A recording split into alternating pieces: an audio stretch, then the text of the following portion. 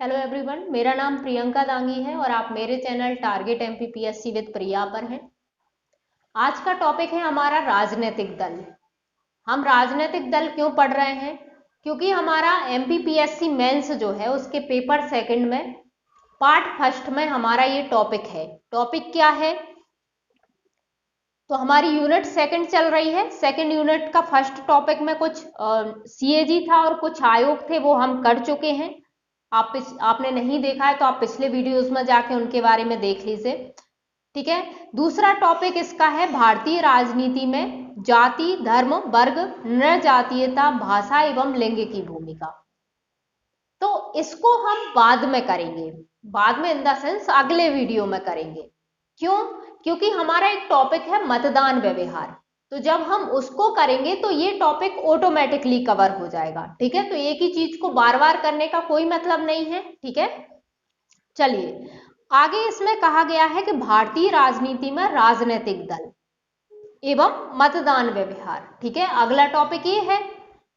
अब भारतीय राजनीति में राजनीतिक दल, यहां से क्या क्वेश्चन बनते हैं ये आज के वीडियो में हम देखेंगे। वैसे तो ये मेंस का टॉपिक है और प्री में हमारे लिए टॉपिक स्पष्टता नहीं जोड़ा गया है, लेकिन यदि किसी कारणवश ये टॉपिक करंट में रहता है तो हमें क्या दिया जाता है? राष्ट्रीय और अंतर्राष्ट्रीय के समसामयिक की घटनाएं। ठीक है, तो किसी कारणवश यदि ये करंट अफेयर में रहता है तो यहां से कुछ तरह के क्वेश्चन बनते हैं प्री में। तो जैसे जैसे हम टॉपिक पढ़ते जाएंगे मैं आपको बताती चलूंगी कि यहां से आप प्री के हिसाब से क्या याद रखना। ठीक है, मेंस के भी क्वेश्चन जैसे जैसे हम आगे टॉपिक करते जाएंगे वैसे वैसे हमारे क्वेश्चन निकलते जाएंगे और हम कवर करते चलेंगे। जो संभावित क्वेश्चन है, जो जिस तरह से अब तक बुक्स में भी आपको मिलेंगे, किसी भी सोर्स में जाके मिलेंगे या फिर कोई भी एग्जाम में पूछे जाते हैं। ठीक है, तो जाहिर सी बात है पीएससी कोई अपना आविष्कार करके तो लाएगा ही नहीं। पीएससी भी वहीं से, इन्हीं सोर्सों से या इस तरह से जब क्वेश्चन उसकी नजर में आते हैं तब बनाए जाते हैं। ठीक है, चलिए आगे इसका टॉपिक है राजनीतिक दल और आगे कहा गया है मतदान व्यवहार, तो वो हम करेंगे। फिर सिविल सोसाइटी और जन आंदोलन, तो ये भी देखेंगे, और राष्ट्रीय अखंडता और सुरक्षा से जुड़े मुद्दे।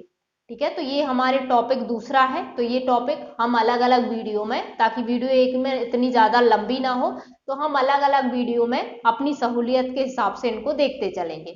ठीक है, नया टॉपिक है राजनीतिक दल, तो पहले भी था लेकिन अभी ये बाकी मतदान व्यवहार, सिविल सोसाइटी, जन आंदोलन ये अभी जोड़ा गया है।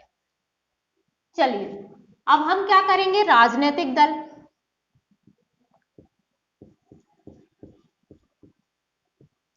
तो कोई भी टॉपिक हो उसकी 3 नंबर की परिभाषा तो सबसे पहले तैयार करो, है ना, क्योंकि वो क्या है ये तो पूछा ही जा सकता है। भाई आप टॉपिक तैयार कर रहे हो तो आधी चीजें तो आपको, या उससे क्वेश्चन क्या बन सकते हैं, आधी से ज्यादा क्वेश्चन तो आपको जब वो टॉपिक का अर्थ पता चल जाएगा तभी चल जाता है। ठीक है, क्वेश्चन यदि हम यहां से संभावित क्वेश्चन देखें तो एक तो यही 3 नंबर में इसकी डेफिनेशन आ सकती है। ठीक है, इन्हीं राष्ट्रीय या राज्य स्तरीय दल जो होते हैं की मान्यता के लिए शर्तें या मानक जो होते हैं वो आ सकते हैं। ये अभी हम देखेंगे क्या होते हैं राष्ट्रीय और राज्य स्तरीय दल, वो हम अभी देखेंगे।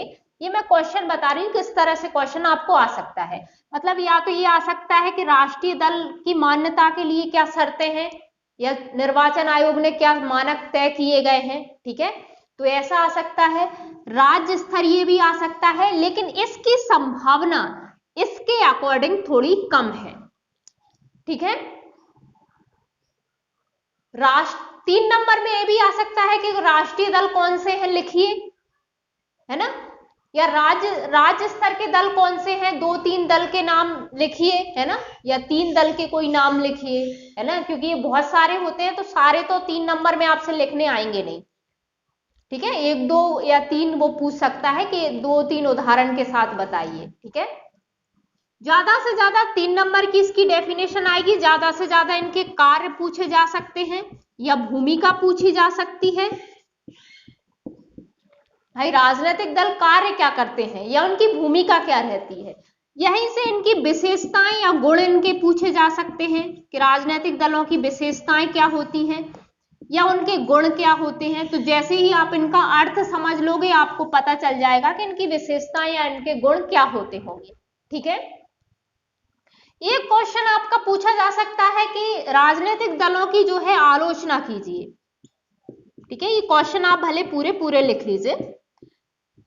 आलोचना पूछी जा सकती है या इनके दोष क्या है वो भी पूछा जा सकता है ना, या इनके सामने चुनौतियां या समस्याएं क्या होती हैं।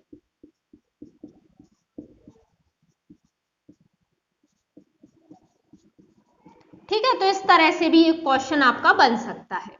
ये संभावित क्वेश्चन है और एक आध क्वेश्चन अभी हम सिलेबस में जिस तरह से इस टॉपिक को आगे बढ़ाएंगे तो वहां से एक आध क्वेश्चन और हमारे लिए निकल के आ सकता है। ठीक है, तो हमारा टॉपिक आज का स्टार्ट करते हैं। तो ये प्रश्न चाहे तो आप स्टार्टिंग में ही लिख लो या बाद में लिख लो, या फिर जैसे ही हम टॉपिक आगे पढ़ते जाएंगे तो जाहिर सी बात है हमारा टॉपिक में हम वही चीजें करेंगे, कवर करेंगे जो काम की होंगी, है ना। तो इन चीजों को जब हम करेंगे तो वही लिख लेना, जैसे हम चुनौतियां पढ़ेंगे तो वही लिख लेना क्वेश्चन, है ना। तो वो चीज है। चलिए स्टार्ट करते हैं टॉपिक। सबसे पहले अब हम देखते हैं कि राजनीतिक दल है क्या। क्योंकि देखो किसी भी टॉपिक का यदि आप अर्थ पता कर लोगे तो आधे से ज्यादा चीजें तो आपके दिमाग में ऑटोमेटिक उससे संबंधित चलती रहेंगी, और यदि आपको कुछ भी नहीं पता तो आप कुछ तो लिख ही पाओगे वहां पे, है ना, और सीधे सीधे कभी डेफिनेशन तो आ ही जाती है। तो हमारा आज का टॉपिक क्या है, राजनीतिक दल।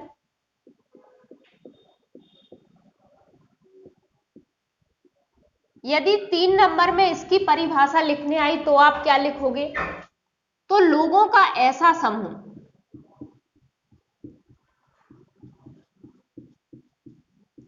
ऐसा संगठित समूह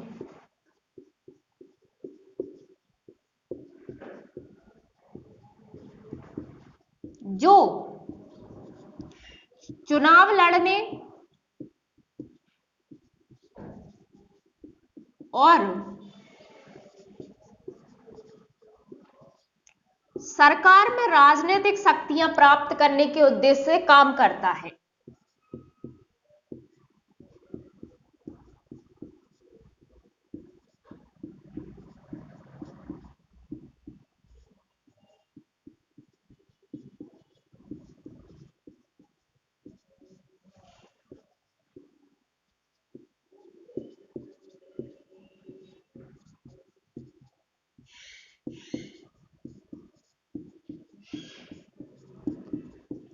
मतलब ये राजनीतिक दल क्या होते हैं, तो लोगों का ऐसा संगठित समूह होता है जिसका मेन काम क्या होता है, चुनाव लड़ना और सरकार में या सत्ता में राजनीतिक शक्तियां हासिल करना।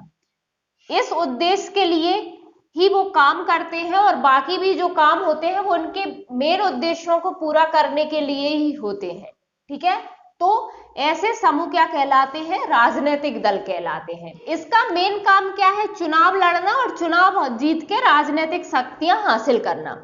तो ये चुनाव कराता कौन है, तो संविधान ने ये अधिकार निर्वाचन आयोग को दे रखा है। ठीक है, हमारा देश जिस कानून के तहत संचालित हो रहा है, या हमारे देश का सर्वोच्च कानून जो है हमारा संविधान, उसने ये अधिकार, चुनाव से रिलेटेड सारे अधिकार निर्वाचन आयोग को दे रखे हैं। ठीक है, वही नियम रेगुलेशन वही सब बनाता है ना। तो कोई भी राजनीतिक दल गठित होगा और गठित होकर सबसे पहले वो कहां पे पंजीकृत होगा, निर्वाचन आयोग में। ठीक है, चलिए आगे बढ़ते हैं। तो ये जो निर्वाचन आयोग है,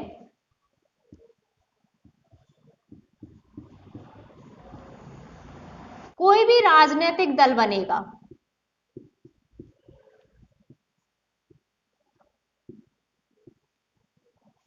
वो ये निर्वाचन आयोग के पास जाएगा पंजीकृत होने। ठीक है, मतलब ये राजनीतिक दल अपना पंजीकरण कहां पे करवाएगा, निर्वाचन आयोग में, क्योंकि सारे निर्वाचन संबंधी काम यही करवा रहा है। तो भाई कैसे करवाना है निर्वाचन, इनके लिए क्या नियम, क्या रेगुलेशन होंगे, ये सब तय करने का अधिकार किसको है? निर्वाचन आयोग को। तो अपने यहाँ उसने इन जो राजनीतिक दल है उन्हें 3 कैटेगरी में बांट रखा है। राष्ट्रीय दल, राज्य स्तरीय दल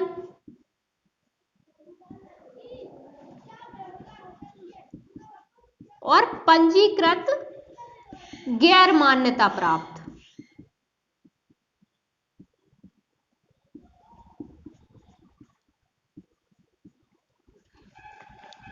अब गैर मान्यता का मतलब ये नहीं है कि ये चुनाव नहीं लड़ सकते, ये चुनाव लड़ सकते हैं, लेकिन गैर मान्यता का मतलब सिर्फ यहां पे इतना सा है कि इन्हें राष्ट्रीय या राज्य स्तर के दल की मान्यता प्राप्त नहीं है।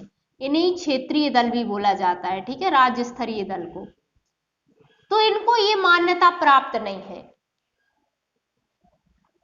और ये मान्यता प्राप्त होने का मतलब है कि इनको कुछ विशेष अधिकार मिलेंगे।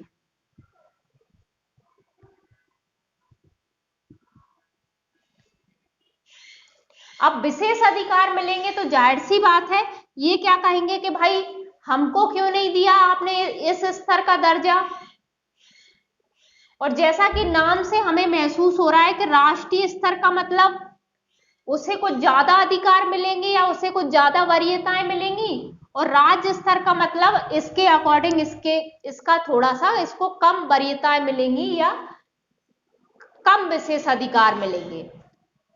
तो ये कहेंगे कि भाई हमको भी ये दर्जा दो, हमको क्यों नहीं दिए, हमने ऐसा क्या किया जो हमको विशेष अधिकार नहीं दिए जा रहे, हमको इसमें शामिल नहीं किया जा रहा। या राज्य स्तरीय दल कह सकते हैं कि हमको राष्ट्रीय स्तर का दल क्यों नहीं बनाया जा रहा, ठीक है।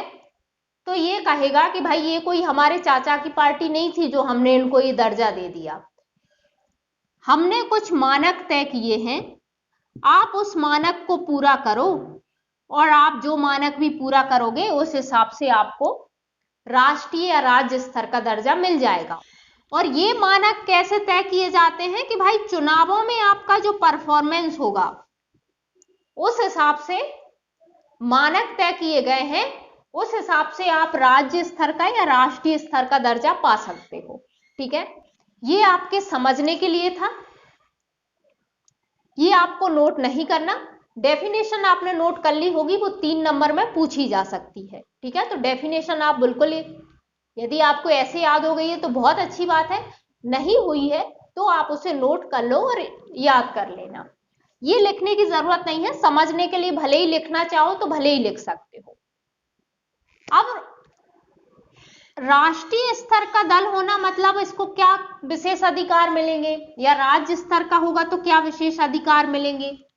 जैसे कि यदि राष्ट्रीय स्तर का दल है और उसका कोई उम्मीदवार है तो ये दल क्या कर सकता है, अपने लिए 40 स्टार प्रचारक शामिल कर सकता है कि सूची चुनाव आयोग को दे सकता है। ये कितना कर सकता है, तो 20। तो समझ में आ रहा है ना कि क्या अंतर हो गया राज्य स्तर का और राष्ट्रीय स्तर का। अब आपने सुना ही होगा कि निर्वाचन आयोग क्या करता है, हर उम्मीदवार के लिए एक निश्चित राशि तय कर देता है कि आप लोकसभा के चुनाव में कितना खर्च कर सकते हो और विधानसभा के में कितना खर्च कर सकते हो, ठीक है। ये तो आप सुनते ही हो। तो ये जो 40 स्टार प्रचारक होते हैं इन दलों के, उनका जो खर्च होता है वो उम्मीदवार के खर्च में नहीं जोड़ा जाता। तो भाई इससे ज्यादा भी तुम ला सकते हो, लेकिन फिर वो आपके उम्मीदवार के खर्च में जुड़ेगा, ठीक है। और ये 20 ला सकते हैं, ऐसा नहीं है कि ये ला ही नहीं सकते, ये वाले ये भी ला सकते हैं, लेकिन फिर इनका क्या होगा, इनका वो खर्च उम्मीदवार के खर्च में ही जोड़ा जाएगा, ठीक है। ऐसे ही और भी अधिकार दिए जाते हैं, जैसे इनको चुनाव चिन्ह आवंटन में वरीयता दी जाती है, फ्री में मतदाता सूची उपलब्ध कराई जाती है इनको। यदि ये राष्ट्रीय दल का कोई भी उम्मीदवार गया है नामांकन करने तो उसे केवल एक प्रस्तावक की जरूरत होती है। तो इस तरह के कुछ विशेष अधिकार इनको मिले हुए होते हैं। और अब यदि ये कहें कि भाई तुम कौन जो मानक तय कर रहे हो या इनको विशेष अधिकार दे रहे हो, तो फिर निर्वाचन आयोग कहेगा कि हम संवैधानिक संस्था हैं, हमें संविधान ने ये अधिकार दिया है। ठीक है, तो वो चीज है, हालांकि कोई कहता नहीं है, सबको पता है, लेकिन फिर भी है ना। अब जब इसने मानक तय किए हैं, तो ये मानक क्या है राष्ट्रीय स्तर के दल बनने के लिए, यानी राष्ट्रीय दल बनने के लिए क्या मानक है और राज्य स्तर का दल बनने के लिए क्या मानक है, ये हम देख लेते हैं। यहां से हमारा क्वेश्चन आता है ना, कि राष्ट्रीय दलों की मान्यता प्राप्त करने के लिए क्या मानक या क्या शर्तें हैं, बताइए। वो आपका आ सकता है 50 शब्दों में आपका पूछा जा सकता है, कई पेपरों में इससे पहले पूछा जा चुका है। हम राज्य वालों की भी देखेंगे, लेकिन इसकी अपेक्षा इसकी संभावना थोड़ी कम है। मतलब ये क्वेश्चन पूछे जाने की संभावना थोड़ी कम है कि राज्य स्तर के दलों की मान्यता प्राप्त करने के लिए क्या मानक है ये लिखिए। तो ज्यादातर आपसे राष्ट्रीय वाला ही पूछा जाता है, ज्यादातर राष्ट्रीय वाला ही मिला है। अब तक मुझे राज्य वाला कहीं मिला नहीं है। यदि आप कर सको तो अच्छी बात है, 4-5 पॉइंट है, और यदि नहीं करो तो इसको आप स्किप कर सकते हो, लेकिन इसको आप बिल्कुल स्किप मत करना। ठीक है, ये क्वेश्चन अभी मैं ये नहीं कह रही कि इसी मेंस में आ जाएगा, आगे किसी भी मेंस में आपको ये क्वेश्चन आपका टॉपिक रहेगा, तो आपका ये क्वेश्चन आ सकता है। ठीक है, चलिए आगे बढ़ते हैं। अच्छा, ये टॉपिक थोड़ा हमारा बड़ा है, तो इसलिए कुछ चीजें लिखने में मैं स्किप कर दूंगी, क्योंकि जो मुझे बाद में समझानी है तो वो लिखते टाइम में स्किप कर दूंगी। ठीक है, अब हम देखते हैं कि निर्वाचन आयोग ने किसी दल को राष्ट्रीय दल के रूप में मान्यता देने के लिए क्या मानक तय किए हैं। ठीक है, यहां से हमारा क्वेश्चन बनेगा, 50 शब्द में बन सकता है क्योंकि 3 शर्तें हैं। ठीक है, तो आप अपने आप तो बना नहीं दोगे, जितने निर्वाचन आयोग ने बनाई है उतनी ही लिख के आओगे, है ना, तो ये 50 शब्द में आ सकता है। ठीक है, अब हम क्या देख रहे हैं कि राष्ट्रीय दलों की मान्यता के लिए शर्तें या मानक। अब ये 3 है, लेकिन ये तीनों को पूरा, किसी दल के लिए तीनों को पूरा करना जरूरी नहीं होता। उसमें क्या कहा गया है कि कोई एक आप शर्त पूरी करो और हम आपको राष्ट्रीय स्तर का दल बना देंगे। पहली क्या शर्त दी है कि यदि कोई दल लोकसभा या विधानसभा में के आम चुनावों में, अब भाई लोकसभा और विधानसभा का ही चुनाव क्यों दिया है, निर्वाचन आयोग तो राष्ट्रपति का भी चुनाव कराता है, उपराष्ट्रपति का भी कराता है, विधान परिषदों का भी कराता है, राज्यसभा का भी कराता है, तो हमें इन दोनों का ही क्यों कहा है, क्योंकि भाई जनता प्रत्यक्ष रूप से इनके ही प्रतिनिधि चुनती है, इसलिए। ठीक है, तो कहा क्या गया है कि इन दोनों के आम चुनाव जो होते हैं उनमें 4 राज्यों या 4 से अधिक राज्यों में वैध मतों का 6% मत प्राप्त करता है। ये करता है ना, करना है नहीं है। ठीक है, यानी पहला क्या कहा है कि आपको पहली शर्त दलों के सामने क्या रखी है कि आपको लोकसभा या विधानसभा के जो आम चुनाव होते हैं, मतलब हम सीधा सा कहें तो आम चुनावों में आपको 4 राज्यों या 4 से अधिक राज्यों में 6% मत प्राप्त करने हैं, तथा मतलब आपको ये तो करना ही है, और आपको कोई एक राज्य में या एक से अधिक, जितने भी राज्य आपको ठीक लगे, उसमें आपको लोकसभा में, भाई राष्ट्रीय स्तर का दर्जा मिल रहा है ना दल को, तो इसलिए वो क्या कह रहा है कि लोकसभा में 4 सीटें प्राप्त करनी होंगी।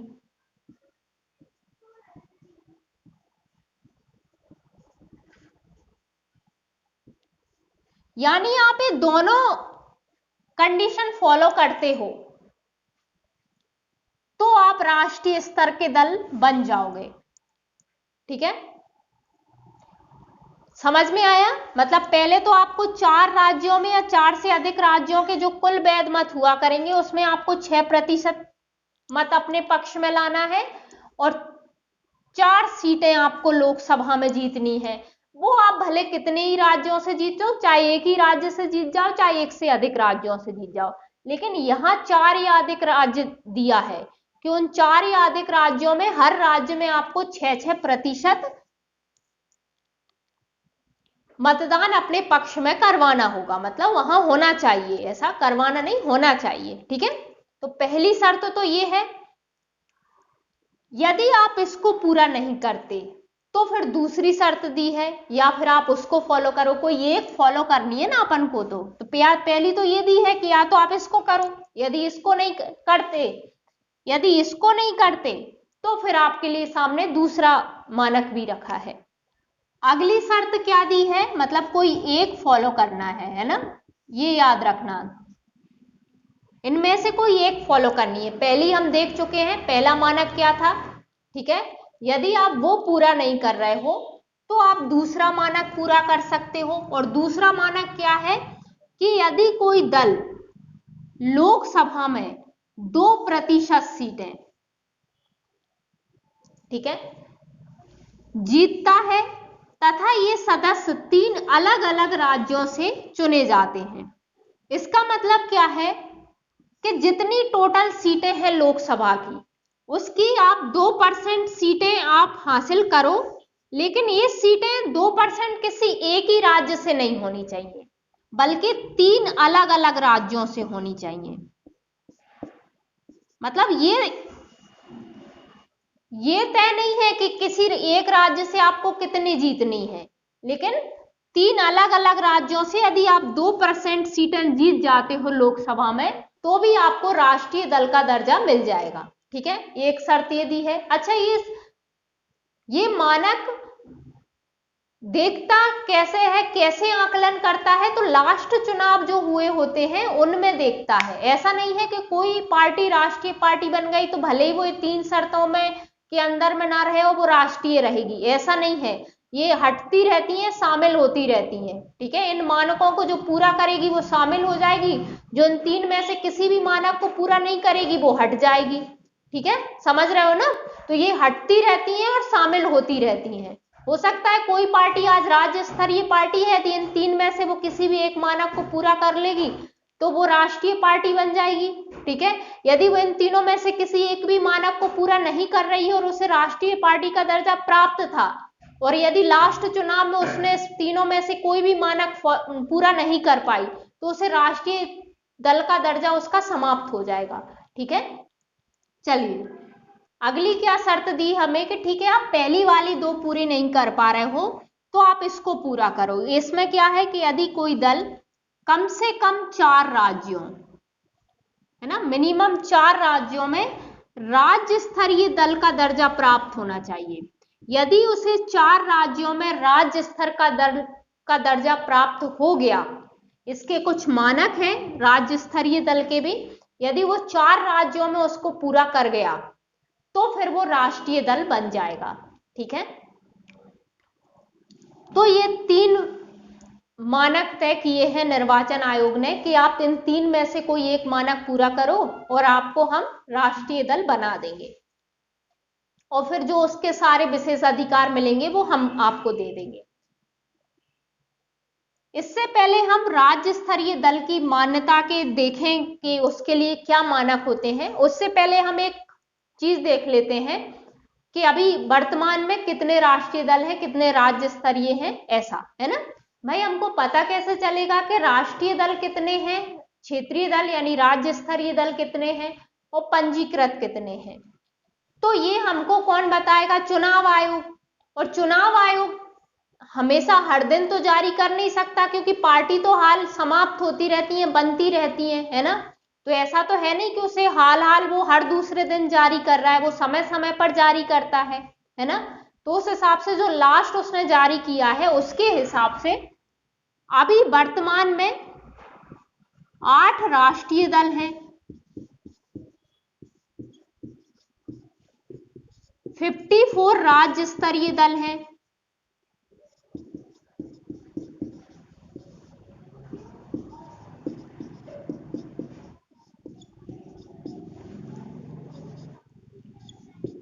और 2796 पंजीकृत लेकिन गैर मान्यता प्राप्त दर है, मतलब इन्हें राज्य या राष्ट्र स्तर की मान्यता प्राप्त नहीं है। बस इतनी सी बात है, बाकी कुछ नहीं है।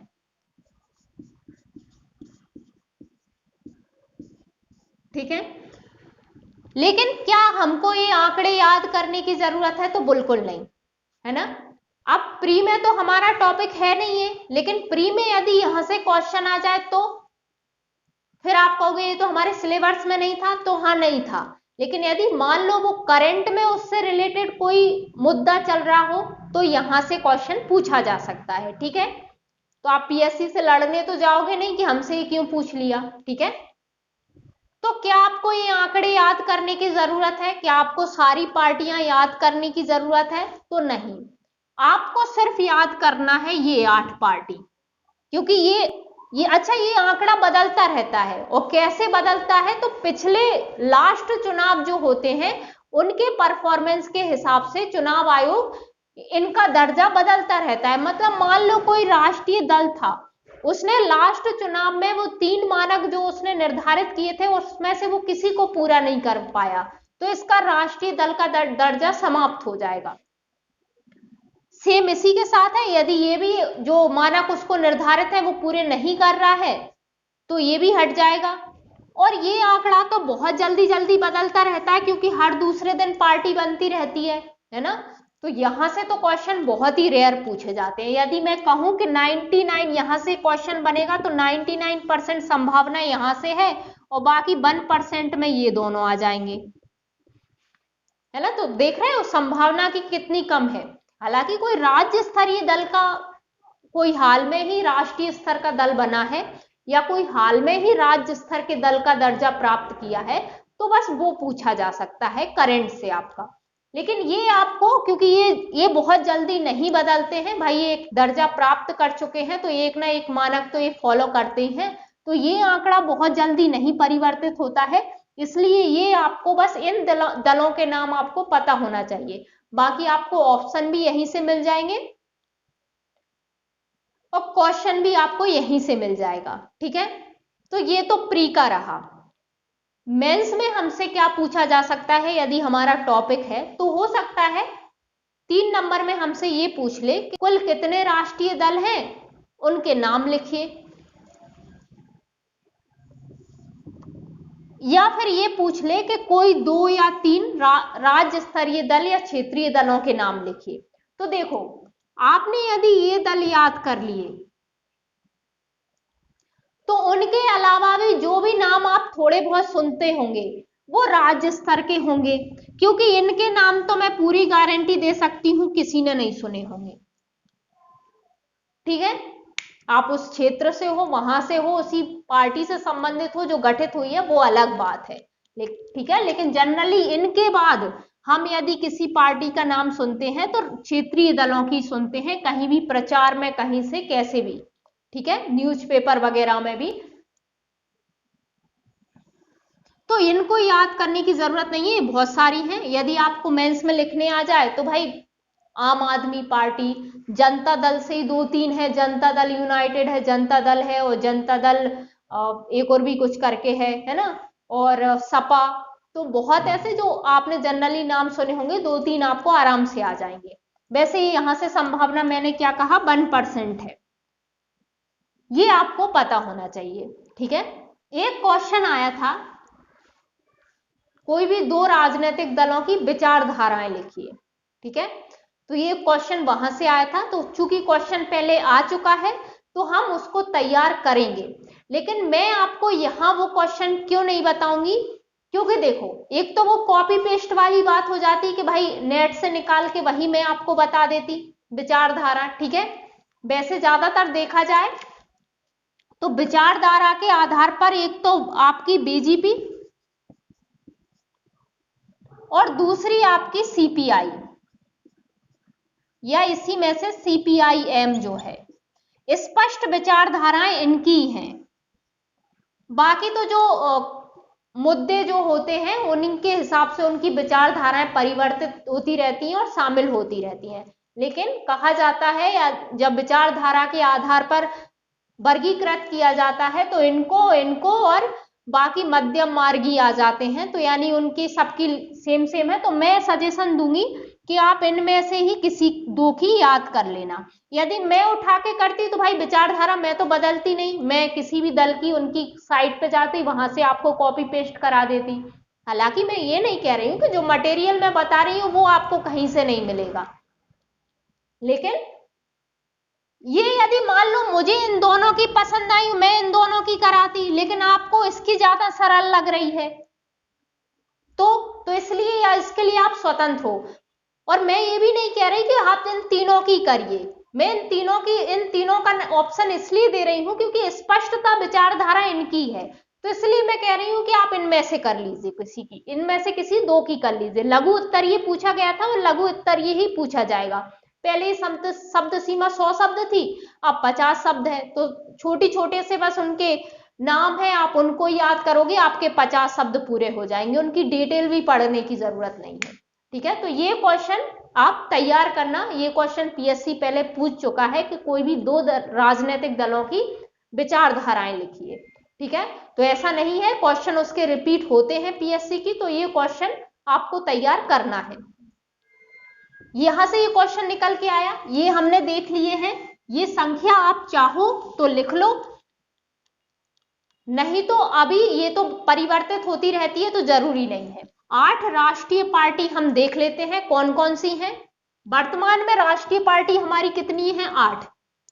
ये 8 याद कर लो, अभी वाली, इनके नाम याद कर लो, और बाकी आप करंट से अपडेट रहो, तो यहां से आपका चाहे प्री में आए चाहे मेंस में आए, आप आराम से डील कर सकते हो उस क्वेश्चन के साथ। ठीक है, तो 8 राष्ट्रीय पार्टी हमारी अभी कौन कौन सी हैं?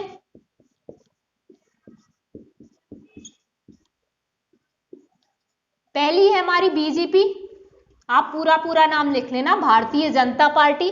ठीक है, दूसरी है हमारी कांग्रेस यानी आईएनसी, इंडियन नेशनल कांग्रेस। ठीक है, तीसरी हमारी है सीपीआई, फोर्थ है सीपीआईएम यानी कम्युनिस्ट पार्टी ऑफ इंडिया, और communist party of India Marxist यानी मार्क्सवादी। ठीक है,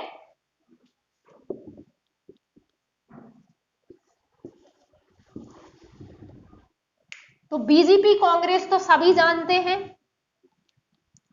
ठीक है, एक सीपीआई याद करना है और एक में एम और जोड़ देना है बाद में, तो 4 याद हो गई। अब 5th हमारी है बहुजन समाज पार्टी यानी बासपा।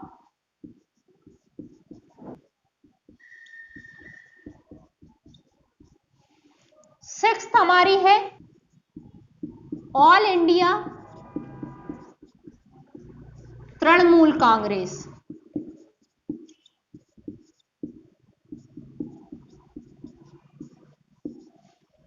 7th है नेशनल पीपल्स पार्टी।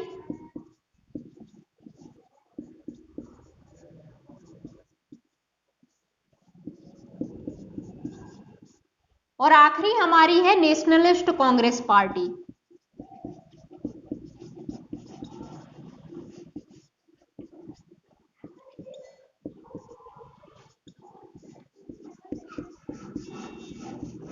तो ये हमारी 8 राष्ट्रीय पार्टी हैं। आपका कोई भी पेपर हो, चाहे पीएससी से ही मतलब नहीं है, कोई भी पेपर हो, और यदि आपका ये टॉपिक है या आपके टॉपिक में करंट अफेयर है और करंट अफेयर में ये कोई बात चल रही है, कोई पार्टी राज्य स्तर या राष्ट्रीय स्तर का दर्जा मिला है, तो आप क्या करना, आपको सिर्फ इस चीज से अपडेट रहना है कि उस एग्जाम से पहले आपकी टोटल राष्ट्रीय पार्टी कितनी थी और कौन कौन सी थी। सिर्फ राष्ट्रीय याद करने की जरूरत है, बाकी आपको क्वेश्चन इस हिसाब से मिलेगा और उसके विकल्प इस हिसाब से मिलेंगे कि आपका क्वेश्चन कोई भी आए, आपका क्वेश्चन सही हो जाएगा। क्योंकि यदि राज्य स्तरीय पार्टी से आपको क्वेश्चन आया भी, तो वो क्वेश्चन कैसे आएगा, या तो सीधा सीधा आएगा कि किस पार्टी को अभी राज्य स्तरीय पार्टी का दर्जा मिला है, तो आप करंट से अपडेट हो तो आपको ये पता होगा, आपको पूरी पार्टी याद करने की जरूरत नहीं है। अभी 54 है, आगे और भी बढ़ सकती हैं, इतना कहां तक याद रखोगे, है ना। और जो चीज बिना याद करे जो हमारा काम चल रहा है, तो हम उसको क्यों जबरदस्ती याद करें। ठीक है। यह आपका क्वेश्चन बनना है कि इनमें से कौन सी राज्य स्तरीय पार्टी है या क्षेत्रीय पार्टी का दर्जा प्राप्त है। तो बाकी 3 ऑप्शन आपको राष्ट्रीय पार्टी के ही मिल जाएंगे। ठीक है, तो आपका मतलब ये याद करने से आपका काम हो जाएगा। मेंस में ये क्वेश्चन सीधे आ सकता है, 3 नंबर में ही पूछा जा सकता है ज्यादा, कि भाई राष्ट्रीय पार्टी कितनी है, नाम लिखिए। ठीक है, तो हमें 15-20 शब्द लिखने होते हैं। वैसे उसमें तो 10 शब्द सीमा है, लेकिन क्वेश्चन इस हिसाब से होते हैं कि हमारे 3 लाइनें आराम से हो ही जाती हैं, तो ये सीधे आ सकता है। अब आपका क्वेश्चन होगा कि क्या ये जो मानक हैं वो हमारे प्री में काम के हैं। तो हाँ, यदि अगेन मैं आपसे कह रही हूं कि यदि आपका टॉपिक नहीं है प्री में, तो यदि कोई मुद्दा आपका करंट में चल रहा है इनसे संबंधित, तो ही आपसे क्वेश्चन पूछा जा सकता है। ठीक है, या फिर आपका निर्वाचन आयोग तो टॉपिक है भाई, तो आपको उससे रिलेटेड करके भी क्वेश्चन पूछा जा सकता है कि भाई निर्वाचन आयोग ने किसी भी पार्टी को राष्ट्रीय दल का दर्जा देने के लिए क्या मानक निर्धारित किए हैं, या राज्य स्तर के दल के लिए क्या मानक निर्धारित किए हैं। मैं यही कहूंगी कि एक बार आप राज्य स्तरीय दल के जो मानक हैं, यदि आप नहीं पढ़ पा रहे हो उनको किसी भी रीजन से, तो उनको स्किप करोगे तो चलेगा, लेकिन राष्ट्रीय दल का मत करना, यहां से क्वेश्चन आपसे बन सकता है। ठीक है, तो वैसे यूपीएससी की बात करूं तो ज्यादातर फैक्चुअल क्वेश्चन पूछे जाते हैं, लेकिन जो अदर स्टेट पीएससी होती है वहां पे उस तरह से क्वेश्चन आते हैं, कथन आता है, और कि इनमें से कौन सा कथन सही है या कौन सा कथन सही नहीं है, इस तरह से। तो ये क्वेश्चन इस तरह से आ सकता है कि निर्वाचन आयोग ने जो मान्यताएं देने के लिए, राष्ट्रीय स्तर की मान्यता देने के लिए या राज्य स्तर की मान्यता देने के लिए दलों के लिए जो मानक निर्धारित किए हैं, इनमें से कौन सा सही है या इनमें से कौन सा सही नहीं है। हमारा इस तरह का पैटर्न हमारी एमपीपीएससी ने पिछले पेपर में अपनाया था, तो इसलिए हम उस हिसाब से भाई करके चलेंगे अपनी सेफ्टी के लिए। ठीक है, तो आपके लिए वही काम का है। अब देखते हैं कि निर्वाचन आयोग ने क्या क्या मानक तय किए हैं किसी दल को राज्य स्तरीय दल का दर्जा देने के लिए। ठीक है, चलिए, तो क्या है, राज्य स्तरीय दल की मान्यता प्राप्त करने के लिए शर्तें, है ना, या मानक। अब इनमें जो शर्तें दी है ना, हम 5 पॉइंट लिखेंगे, उनमें से कोई एक इसको फॉलो करनी है। यदि इनमें से कोई एक ये फॉलो करता है तो इसे राज्य स्तरीय दल का दर्जा मिल जाएगा। ठीक है, क्या है, पहली शर्त क्या है कि यदि उस दल ने, मतलब जिस दल को तो राज्य स्तर का दर्जा देना है, उस दल ने राज्य की विधानसभा के, मतलब किसी भी राज्य की विधानसभा के आम चुनावों में कुल वैध मतों का 6% मत प्राप्त किए हैं। मतलब पहला तो उसने क्या किया है कि कोई भी राज्य की विधानसभा जो है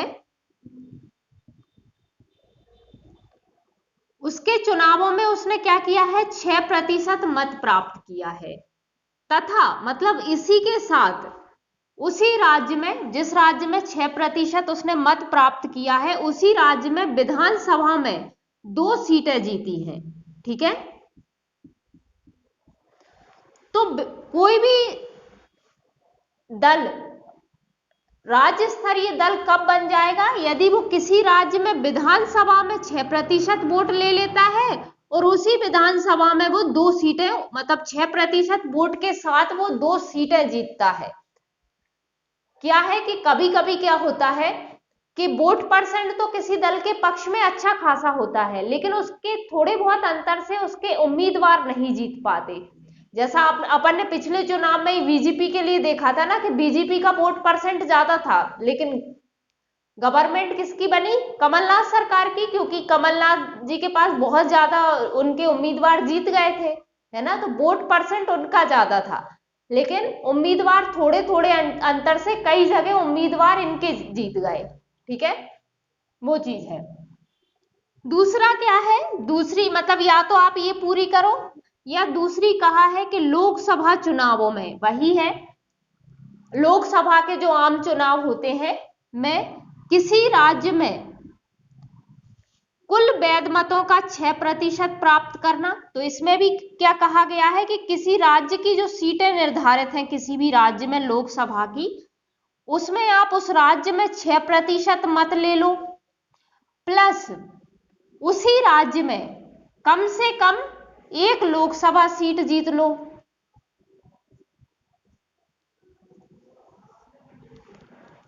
ठीक है, दोनों क्लियर हुए। यहां कहा गया था कि आप विधानसभा में 6% वोट ले लो लेकिन दो सीटें भी जीतो।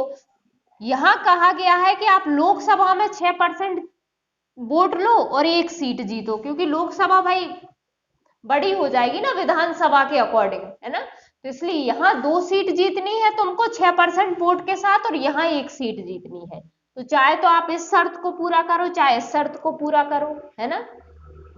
अगला क्या मानक निर्धारित है, यानी वो पहले वाले 2 पूरे नहीं कर रहे हैं तो आगे क्या दिए हैं, क्या मानक दिए हैं जिनको पूरा करके राज्य स्तरीय बन सकते हैं। तो अगला दिया है कि यदि वह किसी राज्य में, कौन मतलब कोई भी दल जो राज्य स्तरीय दल का दर्जा प्राप्त कर रहा है, वो दल किसी भी राज्य में लोकसभा या विधानसभा के आम चुनावों में कुल वैध मतों का 8% मत प्राप्त कर लेता है। देखो पहले में हमने क्या कहा कि आप 6% मत प्राप्त करो और प्लस 2 सीटें विधानसभा में जीत जाओ तो आप बन जाओगे। दूसरे में कहा कि 6% वोट प्राप्त करो और एक लोकसभा की सीट जीत जाओ तो राज्य स्तरीय बन जाओगे। लेकिन वहां 6% मतदान की बात हो रही थी, लेकिन यहां क्या कहा गया है कि ठीक है आप प्लस में सीटें भले मत जीतो, लोकसभा या विधानसभा के चुनावों में आप 8% वोट प्राप्त कर लेते हो तो भी आप राज्य स्तरीय बन जाओगे। ठीक है, तो ये कहा गया है। अगला क्या है, अगली शर्त क्या है, यदि इन तीनों को भी पूरी नहीं करता तो अगला क्या कर सकता है कि यदि कोई दल राज्य की विधानसभा में 3% या 3 सीटें जीतता है, जो भी अधिक हो, है ना, जो भी ज्यादा हो। इस शब्द का बहुत मतलब है, मतलब क्या है कि या तो आप कोई दल जो है या तो जो राज्य की विधानसभा में 3% सीटें जीत रहा है, जितनी भी सीटें हैं उसके 3% जीत रहा है, या 3 सीटें जीत रहा है, लेकिन ये 3% या 3 में से जो ज्यादा हो वो जीतना चाहिए। मतलब क्या है कि जैसे हम एग्जाम्पल ही ले लें किसका, सिक्किम का। तो सिक्किम में कितनी सीटें हैं विधानसभा में, सबसे कम है 32, है ना, और 32 का 3% कितना हो जाएगा तो 0.96, है ना, यही होगा शायद। ठीक है, अब इतनी सीटें जीतेगा तो ये तो यदि हम राउंड फिगर में भी चलो एक मान ले तब भी क्या एक सीट जीत के वो राज्य स्तरीय दल बन जाएगा। भाई एक सीट तो निर्दलीय व्यक्ति भी जीत जाता है, तो ऐसा नहीं है। तो यहां क्या कहा गया है कि नहीं, फिर आपको 3 सीटें जीतनी होगी, क्योंकि ये 3% से ज्यादा है ना, ये 3। तो यहां ऐसी स्थिति में कहा गया है कि 3%, यदि 3 से ज्यादा 3% है तो 3% जीतनी होगी, और यदि 3% कम है 3 से तो आपको मिनिमम 3 सीटें जीतनी होंगी, तो आप किसी राज्य में राज्य स्तरीय दल का दर्जा प्राप्त कर लोगे। ठीक है, एक पॉइंट और है वो और देखते हैं। अगली शर्त क्या दी है इसके राज्य स्तरीय बनने के लिए दल के लिए, तो यदि वह मतलब वही दल जो राज्य स्तरीय दल का दर्जा प्राप्त करेगा किसी राज्य के लिए निर्धारित सीटें ये कौन सी, लोकसभा सीटें, यहां लिख लीजिए, लिखना भूल गई हूं मैं, है ना। तो किसी राज्य के लिए निर्धारित लोकसभा सीटों में, ध्यान से लिख लेना, यहां पे लोकसभा सीटों की बात कर रहे हैं, है ना। तो किसी राज्य के लिए निर्धारित लोकसभा सीटों में प्रत्येक 25 सीटों में से एक सीट प्राप्त करता है यानी जीतता है। मतलब क्या है, हम एग्जाम्पल के लिए देख लेते हैं कि जैसे हमारे मध्य प्रदेश के लिए 29 सीटें निर्धारित है लोकसभा की। ठीक है, अब यदि 29 में से प्रत्येक 25 में से एक सीट कोई क्षेत्रीय दल या कोई दल ले लेता है, पिछले लास्ट चुनाव में कोई एक सीट जीत जाता है, काय की, लोकसभा की, प्रत्येक 25 में से, है ना। तो यदि यहां 50 होती तो इसे 2 सीट जीतनी पड़ती, तो यानी प्रत्येक 25 पे इसे एक सीट यदि ये जीतता है लास्ट चुनाव में तो भी इसे राज्य स्तरीय दल का दर्जा प्राप्त हो जाता है। ठीक है, ऐसी बात है। जैसे आप उसका ले सकते हो, यूपी का सबसे अधिक यूपी में है लोकसभा सीटें कितनी है 80, और 80 में यानी यहाँ किसी दल को यहाँ राज्य स्तरीय दल का दर्जा प्राप्त करने के लिए 3 सीटें जीतनी पड़ेंगी। ठीक है, तो ये 5 पॉइंट थे अपने, जिस 5 मानकों को में से किसी एक को, है ना, ये याद रखना, सारे नहीं है, कोई एक को फॉलो करके ये राज्य स्तर का दल बन सकता है, कोई भी दल हो। ठीक है, अब प्री वालों के लिए जो भी चीजें थी वो यहां तक खत्म हो गई इस टॉपिक से। ठीक है, या तो वो आपसे पार्टी सीधी सीधी कोई करंट में बनी है तो वो पूछेगा, या इनके मानक पूछ सकता है क्योंकि आपको निर्वाचन आयोग है। ठीक है, राज्य स्तर का यदि ना करो एक बार तो मत करना, वैसे तो देख लेना, लेकिन राष्ट्रीय स्तर वालों का जरूर कर लेना। ठीक है, और वैसे इसको भी देख लोगे तो आप सेफ जोन में ही रहोगे, है ना, तो ये आप कर सकते हो। आगे हम अब इसके राजनीतिक दलों के कार्य देखेंगे और राजनीतिक दलों की आलोचना देखेंगे या उनकी चुनौतियां देखेंगे। तो वहां से प्री में क्वेश्चन बनने की संभावना नहीं होती। जनरली वही चुनौतियां हैं जो आप सुनते रहते हो, जो कमियां आजकल के राजनीतिक दलों में है, तो वहां से प्री में क्वेश्चन नहीं बनेगा। लेकिन आपको मेंस भी देना ही है तो मेरी सलाह होगी कि आप उनको भी याद अभी टॉपिक के साथ ही कर लीजिए तो अच्छा रहेगा। ठीक है, लेकिन यदि आप किसी कारणवश आगे नहीं करना चाहते तो यहाँ से आप अपना टाइम ना वेस्ट करो, तो यहाँ से आप वीडियो स्किप कर सकते हो। फिलहाल प्री वालों के लिए अब आगे कुछ नहीं बचा है इस टॉपिक में, राजनीतिक दल में। ठीक है, तो आप उसके स्किप कर सकते हो। यदि मेंस को भी टारगेट कर ही रहे हो तो वीडियो पूरा देखना। ठीक है, चलिए शुरू करते हैं। अब हम पहले राजनीतिक दलों के कार्य देख लेते हैं, तो वो हम 200 शब्द में ही देख लेंगे। यदि आपको 50 शब्द में आए तो आप उसी के कुछ पॉइंट उठा के वहां लिख देना, है ना, और यहीं से उनकी कार्यों में से ही उनकी जो है भूमिका निकल के आ जाएगी। भाई जो कार्य कर रहे हैं उन्हीं में भूमिका निभा रहे हैं ना, तो भूमिका का भी हो जाएगा, कार्यों का भी हो जाएगा। यहीं से आप उनकी विशेषता या गुण उठा सकते हो। ठीक है, चलिए, तो अब हम क्या देख रहे हैं कि राजनीतिक दलों के कार्य या उनकी भूमिका। ठीक है, पहला क्या है कि भाई ये तो उसका पहला ही काम था, चुनाव लड़ना, तो यानी चुनावों में उम्मीदवार उपलब्ध कराते हैं। ठीक है, सत्ता हासिल करके, भाई चुनाव लड़ने के पीछे उनका उद्देश्य क्या है, सरकार बनाना, है ना, तो सत्ता हासिल करके सरकार के जितने भी कार्य होते हैं उसका संचालन करते हैं।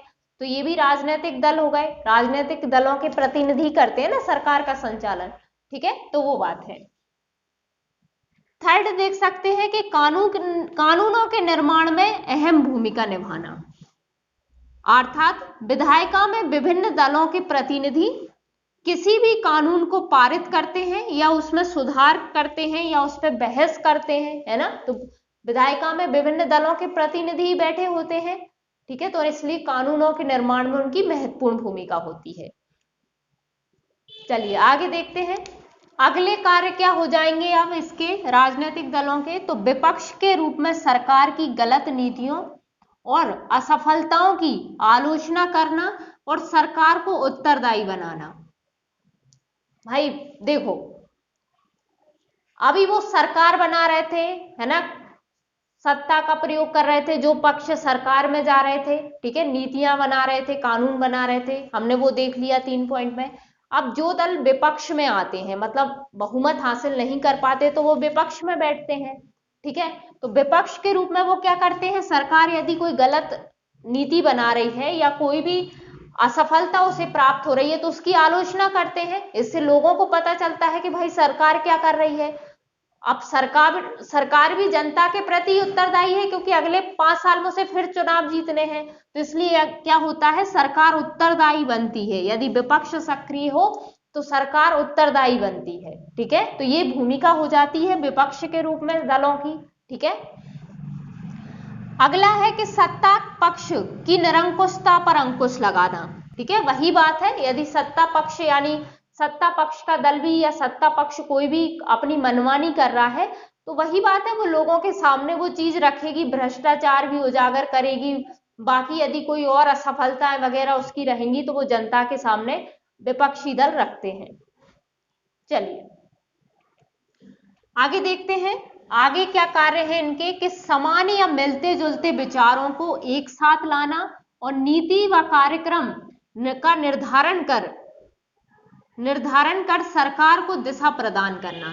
भाई दल क्या करते हैं, जो भी मसले होते हैं, जो भी समस्याएं होती हैं लोगों की, तो अपनी वोट बैंक के लिए क्या करते हैं, वो अब उनके देखते हैं कि लोग क्या चाह रहे हैं, कैसी सरकार चाह रहे हैं, उस हिसाब से अपने नीति और कार्यक्रम की घोषणा करते हैं कि हम ऐसा करेंगे वैसा करेंगे, है ना। और उसी आधार पर यदि वो सरकार बनती है तो उन्हीं घोषणाओं को आगे चल के वो पूरा करने की कोशिश करते हैं राजनीतिक दल, है ना। तो एक तरह से सरकार को एक दिशा मिल जाती है कि हमें किस दिशा में काम करना है, किस वोट बैंक के चक्कर में हमारी सरकार बनी है, ठीक है। तो वो बात है। तो इस तरह राजनीतिक दल ये सब आंकड़े इकट्ठा करते हैं, ये सारी जानकारी जुटाते हैं, है ना, और उसके अनुसार अपनी घोषणाएं तय करते हैं, ठीक है। अगला क्या है कि सरकार व जनता के बीच सेतु का कार्य करते हैं। तो ये तो एक सरकार बनने से पहले की बात हो गई कि दल अपने यहाँ पे सारी चीजें, सारे मुद्दे इकट्ठा करते हैं और अपनी घोषणाओं में उनको शामिल करते हैं, और आगे जब सरकार बन जाती है तो उन्हीं के अनुसार उसे दिशा मिल जाती है और सरकार उसी के हिसाब से काम करता है।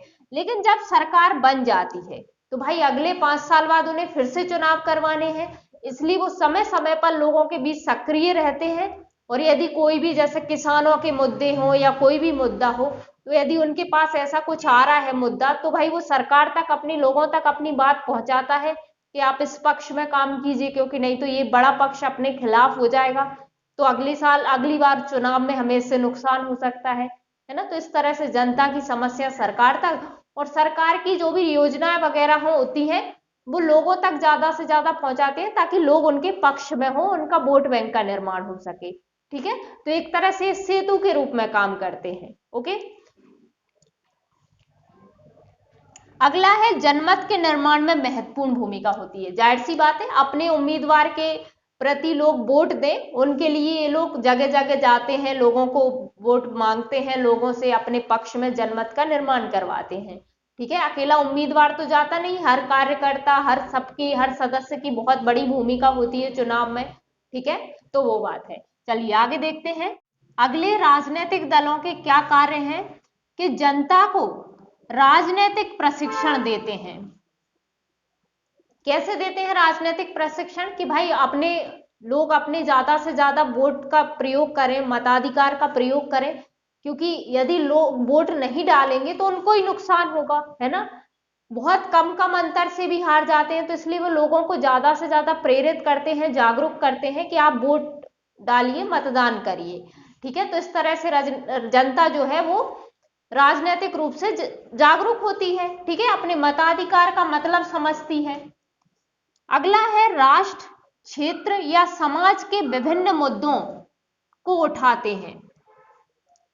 भाई हमको कैसे पता चलेगा कि आदिवासियों की क्या प्रॉब्लम है, क्या हम वहां जाके देख रहे हैं? ये लोग भले ही वोट बैंक के लिए ऐसा करते हो, लेकिन यही मुद्दे उठा के लाते हैं कि इस क्षेत्र में ये समस्या है, पूर्वोत्तर में ये है, तो दक्षिण में ये है, तो कोई पिछड़ी जाति जनजाति है तो उनकी वो समस्या है, ज्यादातर इनके जरिए हमें पता चलता है।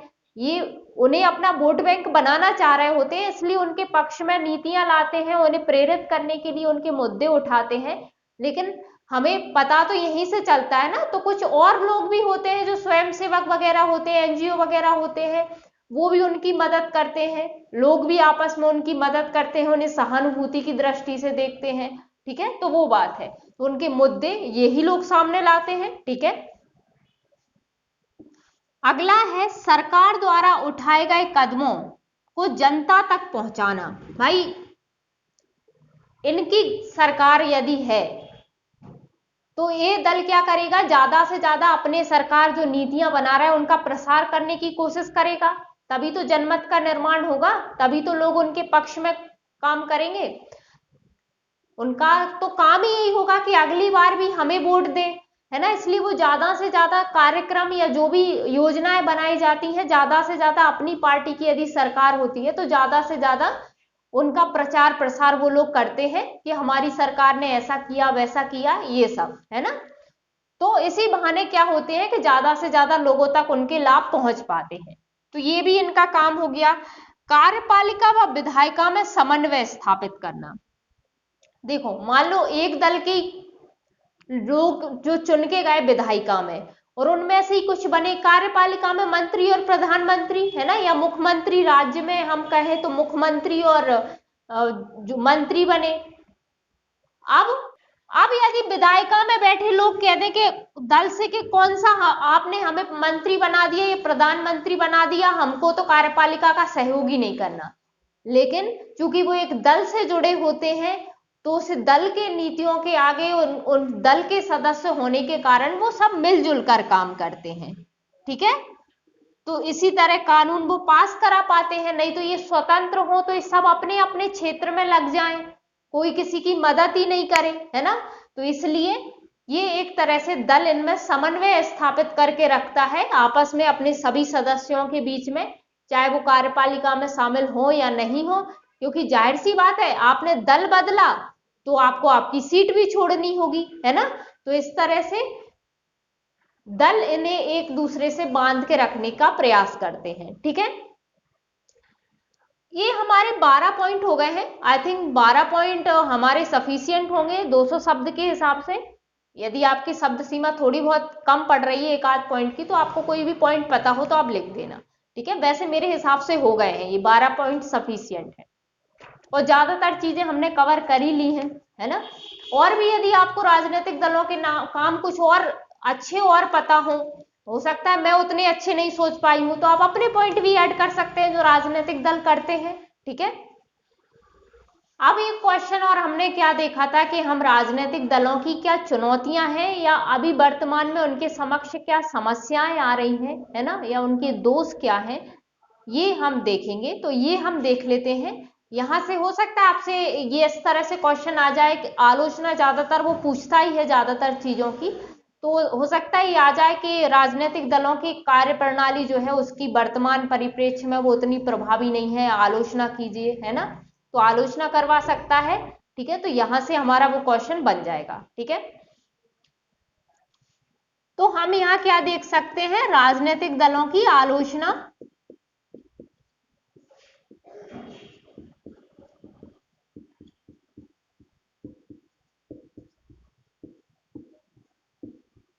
या उनकी चुनौतियां या फिर समस्याएं भी आप लिख सकते हो, ठीक है। तो इनकी आलोचना या चुनौती या समस्या हम कुछ बिंदुओं में बांट के लिख रहे हैं। ज्यादातर चीजें आपकी यहीं से कवर हो जाएंगी। यदि कुछ एक आध आपको और पता है, आपको जो यहाँ छूट गई है, तो आप वो भी लिख सकते हो, ठीक है। वैसे तो ये 4 पॉइंट मैंने बांट लिए हैं, उनमें ही आपको ज्यादातर चीजें आपकी कवर हो जाएंगी। तो पहला क्या है कि पार्टियों के भीतर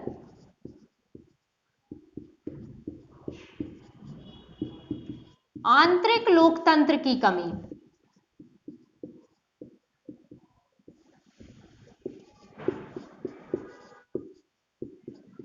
ये क्या है भाई, तो इसे मैं पूरा पूरा नहीं लिखवा रही हूं, ये क्वेश्चन भी हम 200 शब्द के हिसाब से तैयार कर रहे हैं, इसे मैं पूरा पूरा नहीं लिखवा रही हूं। हमने टेलीग्राम पे चैनल बना लिया है, तो इसके नोट्स मैं आपको वहां अपलोड कर दूंगी, तो आप वीडियो देखे और इसी नाम से, वैसे तो इसकी लिंक मैं डिस्क्रिप्शन बॉक्स में छोड़ दूंगी, लेकिन यदि फिर भी कोई दिक्कत आए तो टारगेट एमपीपीएससी विद प्रिया के ही नाम से हमने टेलीग्राम चैनल बना लिया है, तो इसके नोट्स हम मैं वहां डाल दिया करूंगी।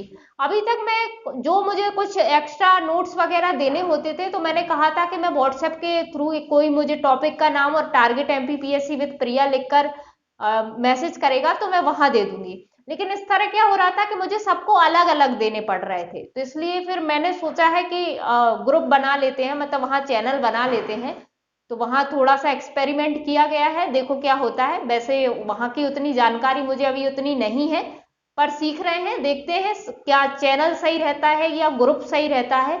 आप मुझे सजेशन भी दे सकते हैं कमेंट बॉक्स में, तो उस हिसाब से देख लेंगे, ठीक है। और यदि कोई भी दिक्कत आती है कहीं भी तो आप कमेंट बॉक्स में कमेंट कर सकते हो, मैं आपसे संपर्क करने की, आपकी प्रॉब्लम सॉल्व करने की पूरी कोशिश करूंगी, ठीक है। चलिए, तो इस पॉइंट का मतलब क्या है? देखो, ज्यादातर क्या होता है कि कोई भी पार्टी हो, सारी शक्तियां कुछ प्रमुख नेताओं में सिमट के रह जाती हैं, है ना।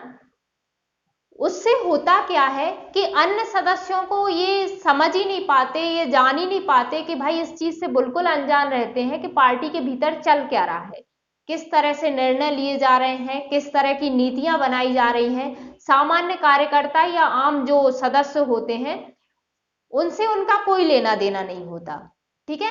अब ये जो सदस्य जो है या जो कार्यकर्ता जो है वो जमीनी स्तर पर लोगों से जुड़े हैं या लोग इनसे जुड़े हैं, लेकिन वो तो वहां की नीतियों को प्रभावित कर ही नहीं पा रहे, है ना। तो इस तरह से क्या होता है कि जो लोगों से जुड़ के जो लोग एक बड़े वर्ग का क्या कर रहे हैं, वहां पे प्रतिनिधित्व कर रहे हैं, उस पार्टी के समक्ष उनकी चीजें रख सकते हैं, लेकिन उनका जब कोई मतलब ही नहीं है पार्टी को उनसे, तो फिर ज्यादा से लोगों के यहां तक ज्यादा लोगों की बात पहुंच ही नहीं पाती दलों के पास, ठीक है। तो यही लिखेंगे हम कि इसमें क्या हो रहा है कि कुछ ही लोगों के हाथ में ताकत सिमट के रह रही है। और फिर यहां भी क्या होता है कि नेता के प्रति लोगों की निष्ठा बढ़ जाती है, हर एक नेता में बट जाते हैं लोग, पार्टी के प्रति उतनी निष्ठा नहीं रहती, है ना।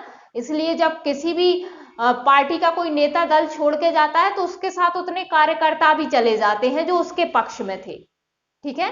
तो इस तरह से समस्याएं देखने को मिलती हैं, इस तरह से चुनौतियां दलों के सामने भी आती हैं, और ये इनकी आलोचना भी हो गई कि भाई ये काम कर रहे हैं तो ज्यादा लोगों का प्रतिनिधित्व दल में हो ही नहीं पाता, ठीक है। दूसरा हम क्या लिख सकते हैं कि वंशवाद लगभग इसी से संबंधित है, ऐसा ही है। वंशवाद में क्या होता है कि जो प्रमुख नेता है या बड़े नेता है वो क्या करेंगे, अपने रिश्तेदारों को, अपने लोगों को क्या करेंगे, वो पार्टी के उच्च पदों पर भी बिठा देते हैं, और टिकट वगैरह देना होता है, उम्मीदवारी देनी होती है, तो भी वो अपने जो लोग होते हैं खास खास उनको देते हैं। इससे क्या होता है कि जो सामान्य कार्यकर्ता है, जो मेहनत कर रहा है बेचारा दिन रात, उसको आगे बढ़ने का मौका नहीं मिल पाता, है ना। और लोकतंत्र के लिए भी ये ठीक नहीं है, क्योंकि उच्च पदों पर या आगे सरकार में जाकर वो लोग आपके लिए नियम कानून बनाएंगे जिन्हें कोई अनुभव ही नहीं है ना, या जो आपसे जुड़े ही नहीं थे, जो धरातल पे जिन्होंने समस्याएं देखी ही नहीं है, ठीक है।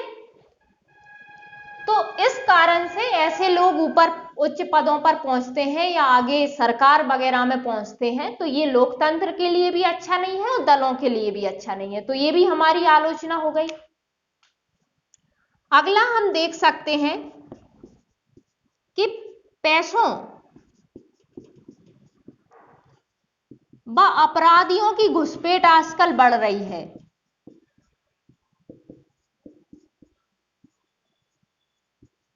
काय में, दलों में। कैसे?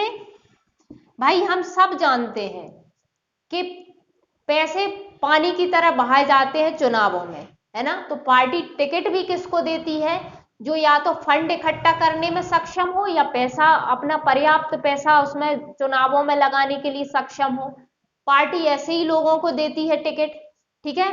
तो होता क्या है कि इस चक्कर में कई आपराधिक तत्व जो होते हैं ना, वो भी उम्मीदवार के रूप में आते हैं, वो भी आगे सरकार में जाके या विधायिका में जाके बैठते हैं।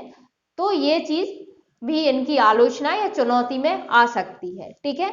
और एक और चीज क्या होती है कि जो कंपनी वगैरह होती है, जो अमीर लोग होते हैं, वो पार्टियों को फंड देते हैं, और फिर क्या होता है कि जो लोग नीतियां बनती हैं उनमें ये प्रभावित करते हैं, क्योंकि इन्होंने फंड दिया होता है।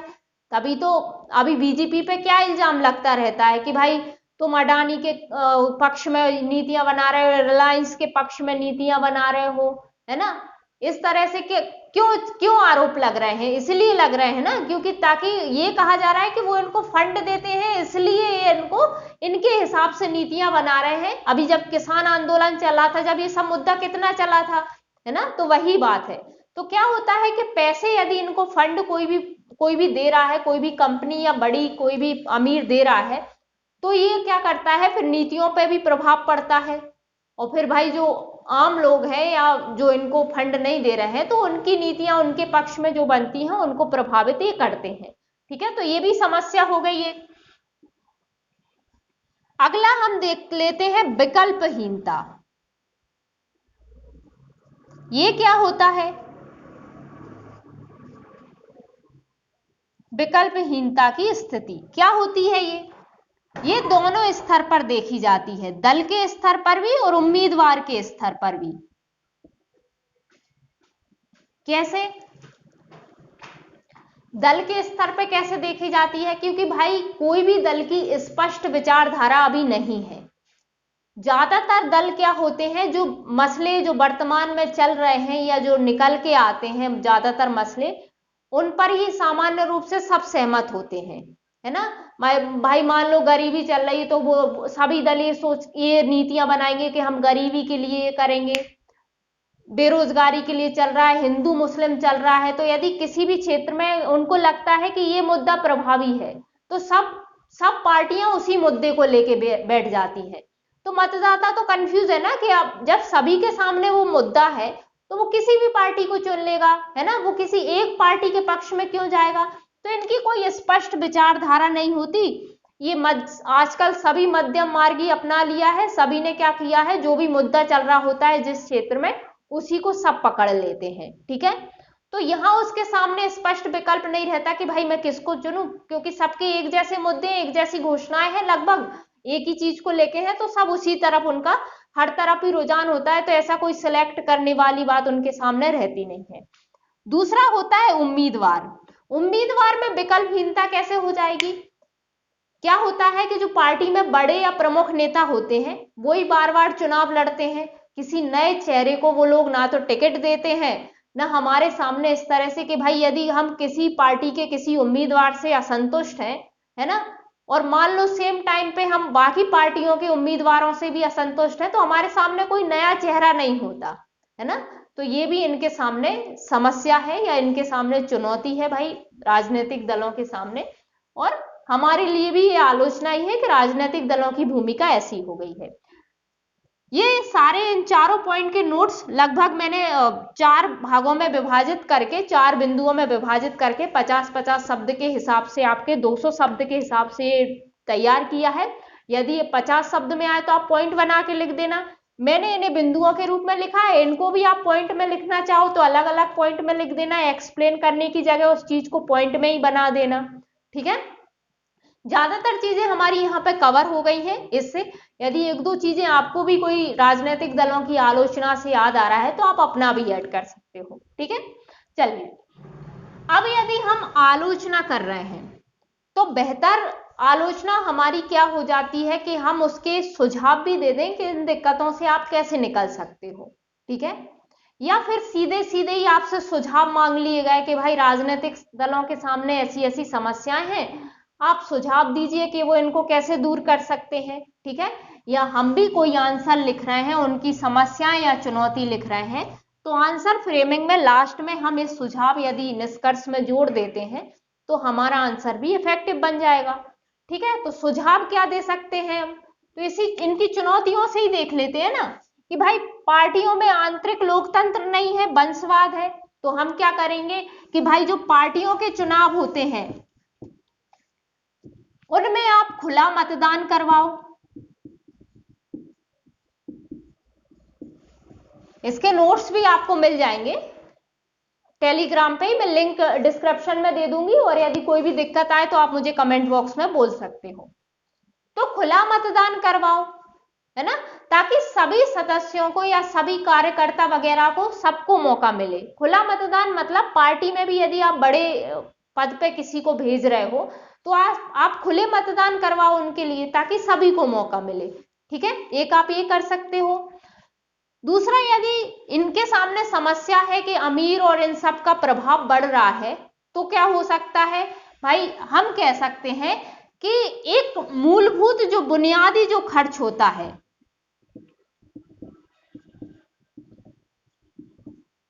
बुनियादी चुनावी खर्च, सरकार उठा ले, हालांकि सरकार पे बोझ बन जाएगा, लेकिन हम कह देंगे कि भाई बिना भेदभाव के बुनियादी चुनावी खर्च उम्मीदवार का सरकार वहन करे, जिससे जो अमीरों की प्रभाव की समस्या आ रही है वो खत्म हो जाए।